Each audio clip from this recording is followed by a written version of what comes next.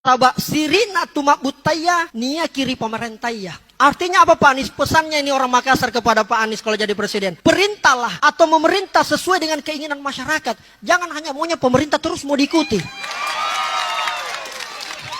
Nasabah sirina tumak butaya. Harga dirinya rakyat ada pada pemerintah. Itu kira-kira sederhananya Pak Anies. Oleh karena itu orang Bugis mengatakan cening-cening hati. Ada yang ingin saya sampaikan kepada kita Pak Anies. Dan ini menjadi penyemangat dan karakter setelah deklarasi kemarin di Jawa Timur. Itu menjadi terangkum sangat mudah dalam bentuk narasi ini. Sang pemimpin itu bernama Anies Baswedan. Sosok yang rakyat rindukan menjadi teladan. Ketika rakyat tertindas dia berani pasang badan. Itulah kenapa dia menjadi simbol perubahan. Kita semua yakin Pak Anies bekerja dengan tulus. Ketika jadi DKI 1 programnya lancar dan mulus. Jadikanlah beliau sebagai presiden, insya Allah kita fokus. Indonesia akan dibuat semakin bagus. Rajin menyapa dari lorong pasar sawah hingga kampus. Karena beliau berprinsip agar silaturahmi tidak putus. Pak Anies, adakah 100? 100 mau kodong iya. Bensinnya anak-anak ketawa. Adakah 100 ya? Pak Anies, izin saya mengkritik dikit Pak Anies, saya boleh lah ya. Ini keresahan pribadi, jangan diambil hati tapi insya Allah tetap menguatkan.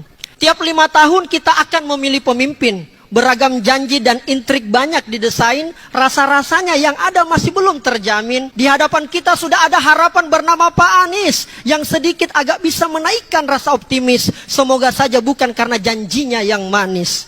Bapak mau jadi presiden jangan setengah-setengah. Ada yang berusaha buat kita lengah. Dan nanti hasilnya kita jadi terperangah. Ayo dong Pak, jadilah seorang leader. Bukan menjadi seorang dealer. Buat Indonesia di mata dunia tidak minder. Berpihaklah Pak pada kebenaran. Walau kita kurang dukungan anggaran. Tapi suara untuk Pak Anies banyak bertebaran. Itu pesan buat Pak Anies. Sekarang izinkan di bagian terakhir. Saya ingin memberikan pesan kepada kita semua yang hadir pada kesempatan ini. Kepada Rijal, kepada Pak Anies, kepada Ibu dan semuanya. Dan izinkan saya mungkin ini agak emosional. Tetapi harus saya sampaikan kepada RI 1 kita. Ini kesempatan saya sampaikan ke netizen. Juga ke anak milenial dan Gen Z yang keren.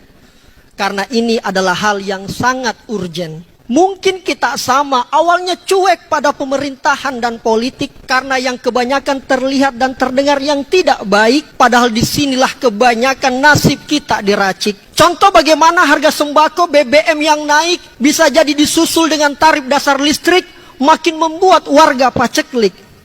Anehnya negara heboh datangkan investor, lalu menggusur tanah-tanah rakyat dengan cara yang kotor. Padahal tiap hari negara dihabisi oleh para koruptor.